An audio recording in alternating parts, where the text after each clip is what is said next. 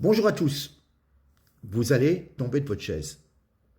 Je vais vous citer une phrase et vous allez comprendre. Les convictions des hommes politiques, franchement, écoutez bien.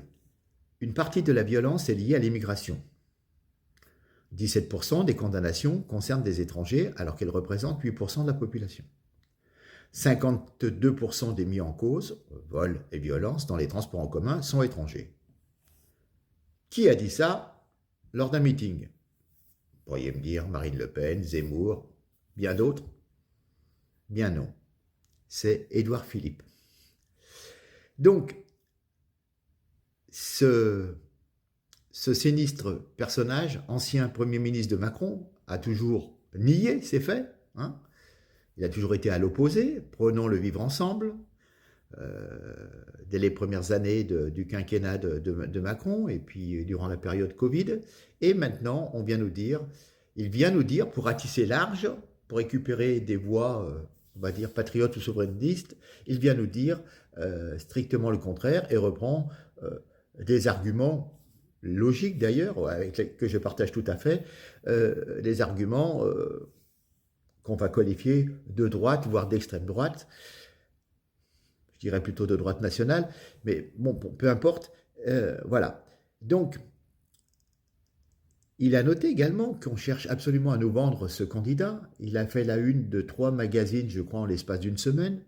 Donc, ceux qui, au-dessus, ont réussi à nous vendre Macron, cherchent maintenant à refaire la même opération en propulsant cet ancien Premier ministre, qui a fait la preuve d'une certaine incompétence et d'une certaine mauvaise foi. Donc, je vous invite à regarder 1 minute 30 de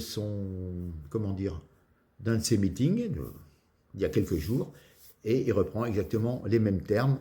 Voilà, tout est prêt.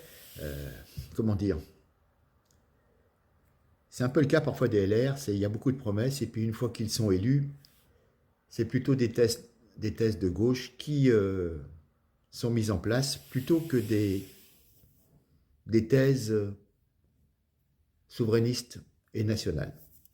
Écoutez bien, regardez bien. À très bientôt, merci. Partagez, s'il vous plaît. Perdu. Oui, nous devons dire et reconnaître que la petite et la moyenne délinquance explosent et qu'elles sont de plus en plus causées par les plus jeunes, voire par des très jeunes délinquants. En 2024, les mineurs de 13 à 17 ans étaient responsables de 35% des vols violents sans armes.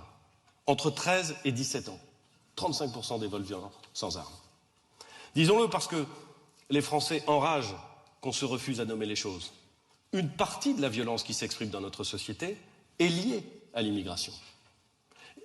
Je me contente sur ce sujet de faire état de faits. En 2023, près de 17% des condamnations pour des délits ou pour des crimes concernaient des étrangers. Ils représentent environ 8% de la population française. En 2023, 52% des mises en cause partout en France pour vol ou violence dans les transports en commun étaient étrangers. Un étranger, lorsqu'il est accueilli en France, doit, et ça me paraît la moindre des choses, être irréprochable avec les Françaises et les Français, irréprochable envers la France. Sinon, il doit être reconduit dans son pays et je ne vois pas au nom de quoi il pourrait en aller autrement.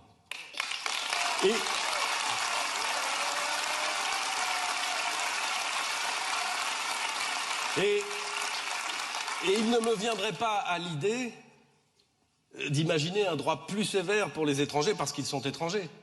Mais je ne vois pas en vertu de quoi des étrangers